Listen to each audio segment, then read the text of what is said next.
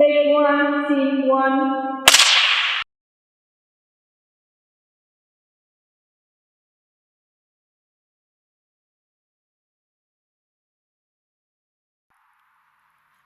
The first day, boys tend to be very aggressive to newcomers.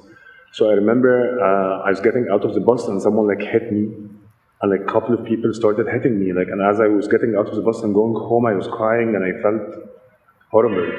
And when I got to the house, like my brother like told me like you need to learn how to defend yourself, and instead of like maybe saying that his story is that this happened to me, like try to protect me, he said like you need to learn how to defend yourself. My name is Shadi Khalil, and I'm from Egypt. So I have a journey with masculinity. Growing up, I felt that I was different, and to other boys and to other kids within my school and within my family. I was sensitive. And growing up, I felt that there is something wrong with me because of the comments that people always say about me. So, for example, if I failed an exam or like I didn't get a mark that I wanted to get, I would cry. Like I find my parents always tell me, men don't cry, you shouldn't cry.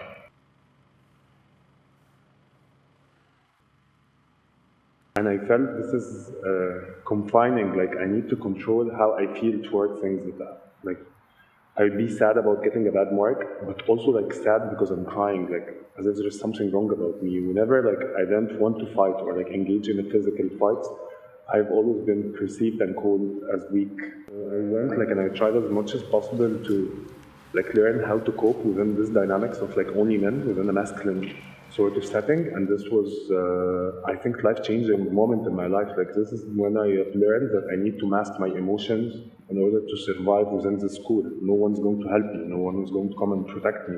I need to learn how to be less emotional. And I think at this point I started adopting a lot of masking. This is what I call like, of like showing strength, like even if I'm feeling weak, of associating emotions with weakness. Like you need to be stiff, you're not allowed to show emotions. My life was so easy because there were so many few, like there were very few people billing, and the ground floor there are always people, always. There's never a time there are no people.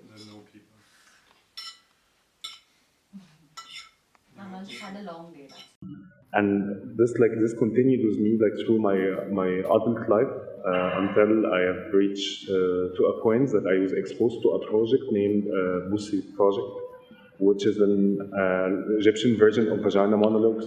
And I remember I met now one of my best friends, Sundus, the director of the project, and she asked me like, do you want to come and like try to tell your stories and like come to one of our workshops? And I was a little bit hesitant.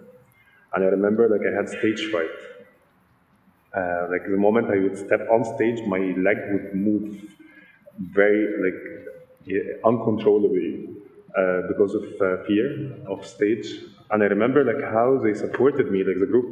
They said like, no, it's okay, it's fine, continue talking, continue doing this. And I felt very supported by this. بصي مشروع بيحاول يستخدم الحكي كوسيلة للتعبير عن النفس والتمكين. دايماً بنقول الحكي بيقوينا. بنحاول من خلال ورش الحكي. In this project, we have worked on so many things. I've shared so many things related to my masculinity and also my gender roles. I've shared how my parents, for example, defined success, that men should be doctors and engineers, and they shouldn't be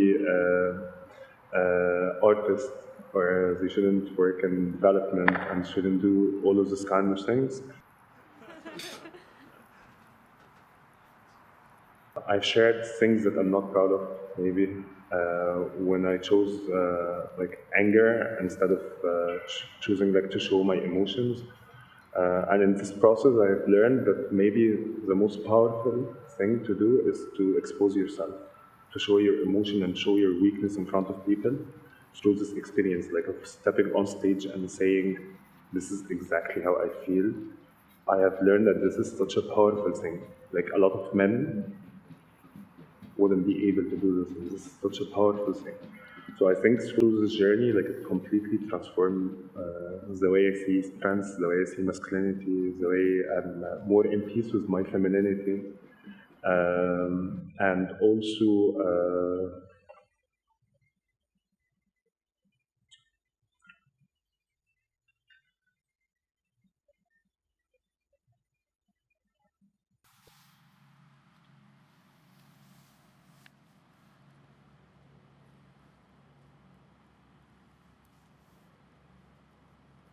For masculinity, for me, I see masculinity as something not necessarily bad. Masculinity is not the opposite of femininity. It's a complementary sort of structure. But my problem is always, and I think our problem here is with toxic masculinity. In my belief, in my core belief, I believe that masculinity is not something inherently toxic.